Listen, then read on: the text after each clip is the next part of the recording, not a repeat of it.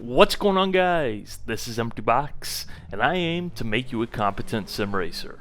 In this video, I want to talk about the practice trap and why, especially as a beginner driver, your practice may be less effective than what it should be. And how do I know this? Because I've been there, done that. It's no secret that if you want to be good at anything, sim racing included, you need to practice at it. It's also no secret that one of the first tips given to new sim racers is always to practice. This often results in what I call the practice trap.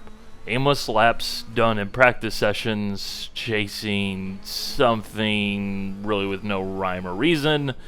Often some hot lap, some guy posted on the forums convinced that if I can just beat that time, something happens. And while one of the best things with sim racing is we have infinite track time with controlled conditions, with infinite backup cars and infinite tires and infinite fuel, and all from the safety of our home, the only limit is how much time you want to put into your practice. So that is the root of the practice trap. If you approach it like it doesn't matter, well, it doesn't matter. And this is why you don't spend enough time racing and instead spend way too much time practicing. So let's start asking the question here and getting to the meat. Here is this simple question that never goes asked, ever. What are you practicing for? I'm pretty confident the common answer is going to be a race of some sort. So that means this is a pretty useless question, right? I would say no, it is not.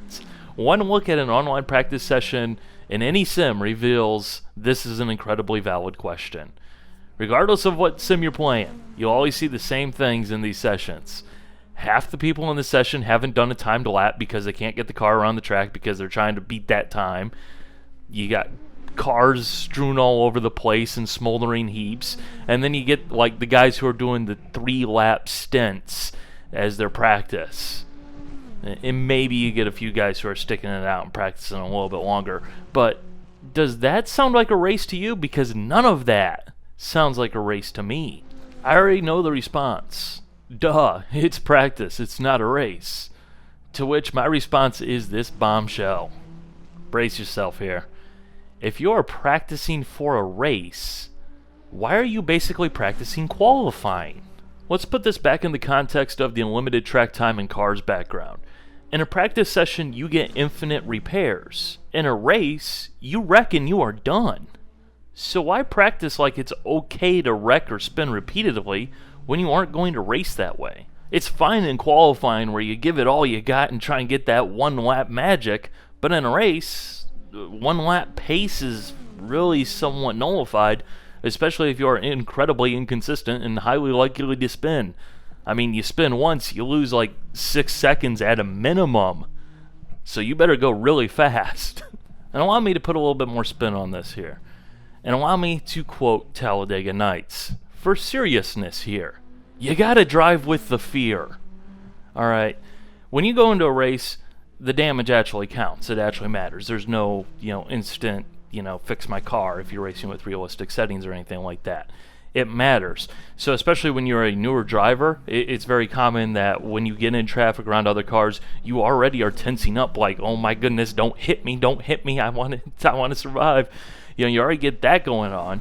And then if you've been practicing in a way that has basically enabled you to crash on a consistent, regular basis, you have the extra panic of, this time it actually counts, oh goodness, I can't crash, on top of being panicked because you're in traffic, actually racing finally. Like, it just doesn't make for a productive environment, in my opinion. It's a waste of time as I see it. So I want to give you a bit of a rundown of my approach to practice now that I've learned that this is really just a waste of time, just wrecking all over the place. Again, been there, done that. First, you gotta learn the track and its surroundings properly. Go out for a casual Sunday drive around the track and observe for a few laps. And not even trying to go fast at all, you're just going around the track, paying attention to the surroundings. Learning a track isn't just, there's a left turn here, there's a right turn there. It's about being aware of the things around the track as well, so that way you can use them as brake points, turn-in points, throttle points, in other words, your marks. Without having marks to hit, you are facing an uphill battle on consistency, and when you get to adding pace, you will have no idea of what you just did, so you can actually repeat it. With sim racing, the track doesn't change over the years, so learning the track beyond the basic left turn here, right turn there, once is well worth the time you're going to spend to learn the track properly. Next, you got to start to put the pieces of the puzzle together and getting the car around the track at a reasonable for you pace and doing so consistently. You need to figure out where your marks are, at the very minimum where your break point is, by relating those to either trackside objects or features in the track in particular.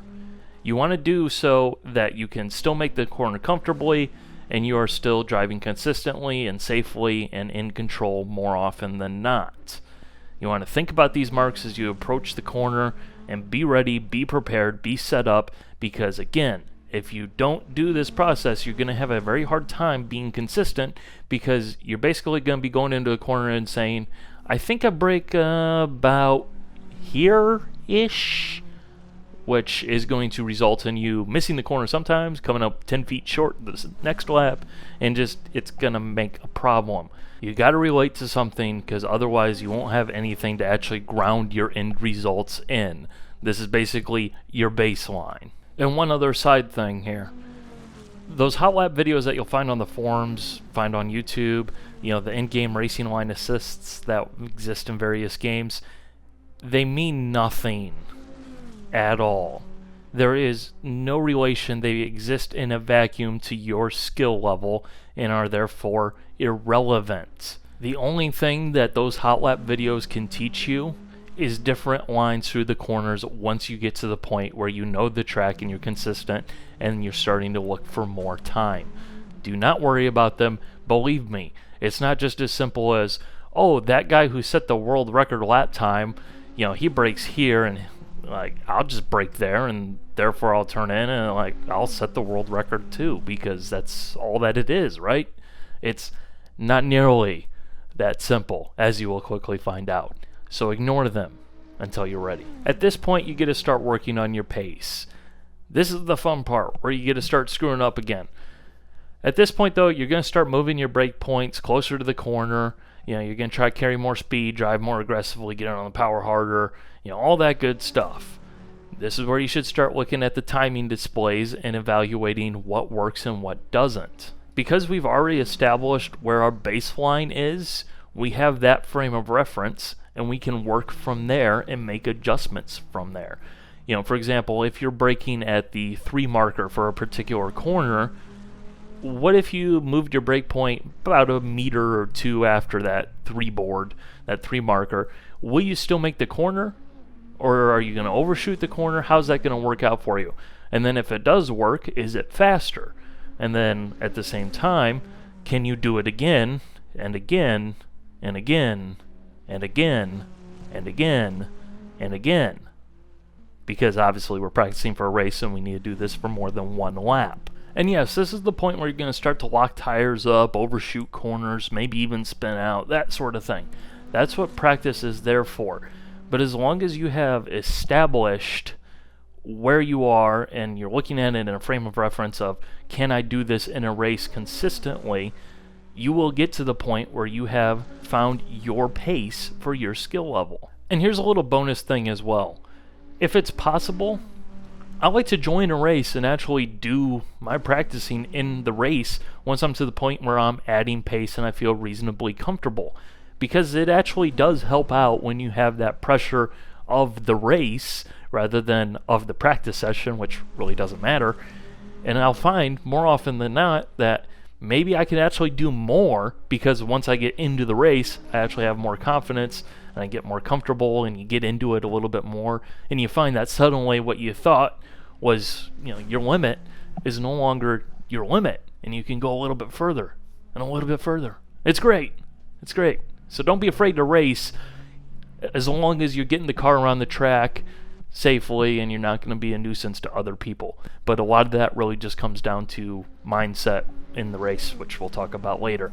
But hopefully you found this useful, in which case if you did, do those YouTube things, click that thumbs up, like button, share it with people, especially that guy who still hasn't figured out the second half of the Nürburgring, because he'll never understand the whole concept of working up to a pace. You'll know that guy. I think we've all been that guy as well. But Anyways, hope you guys enjoyed. Alright, bye.